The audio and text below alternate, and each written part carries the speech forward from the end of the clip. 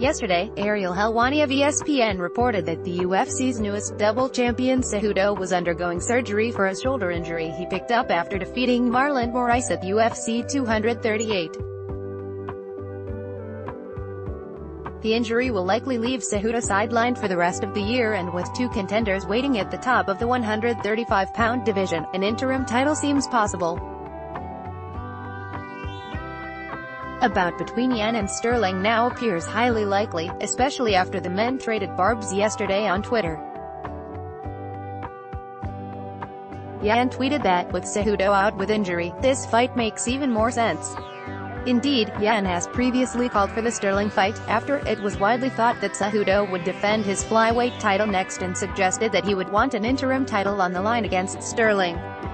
Sterling reacted to the idea of this fight in typically bullish fashion, tweeting first that Yan doesn't call the shots, and then that Pedro host Petr Yan said, "Where do I sign?" Yan, who has seemingly called out most of the UFC's bantamweight division, responded with "No mercy, Funk Master. Given that the fight hasn't even been booked yet, it seems clear that if the UFC schedule the bout, the build-up will be compelling, to say the least. No mercy, Funk Master shushing face https://t.co/btot84 Jacas, Petr, no mercy, Yan, at Patreon June 20, 2019. Yan and Sterling both recently fought at UFC 238, and were both victorious via unanimous decision against Jimmy Rivera and Pedro Munoz respectively. Yan's performance was the kind that the Russian has become known for, and while not wholly dominant, he dropped the durable Rivera twice, continuing his outstanding start in the UFC. See also Sterling, on the other hand, showcased somewhat of a striking clinic, the kind that he had never shown prior to the bout. The Serra-Longo product outstruck Munoz 175-108 and used his length impressively to keep Munoz from closing the distance.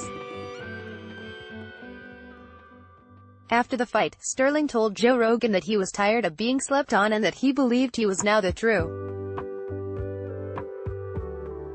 Since his devastating loss to Marlon Moraes in 2017, Sterling is 4-0 with 3 decision wins and the much-celebrated Suloev stretch submission victory over Cody Stamann at UFC 228.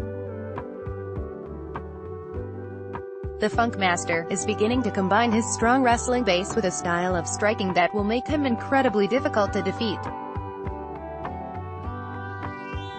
Should this fight happen, it has the potential to continue the rise of the UFC's bantamweight division, which has become one of the promotion's must-see divisions as of late, both inside and outside the octagon.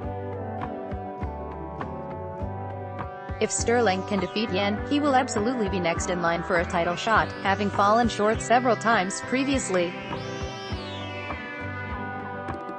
On the other hand, if Yan is victorious, he will continue his meteoric rise since joining the UFC in mid-2018. With Henry Cejudo's star rising rapidly, prospects such as Corey Sandhagen, Ricky Simon, and Nathaniel Wood marching up the division, and young talents like Manny Bermudez, Song Yadong, and Suga Sean O'Malley all undefeated in the UFC, the bantamweight division is poised to enter somewhat of a golden age. With disgraced champion TJ Dillashaw set to return next year, Yan vs. Sterling could be a huge moment in the rise of the 135-pounders. Let's block ads. Why?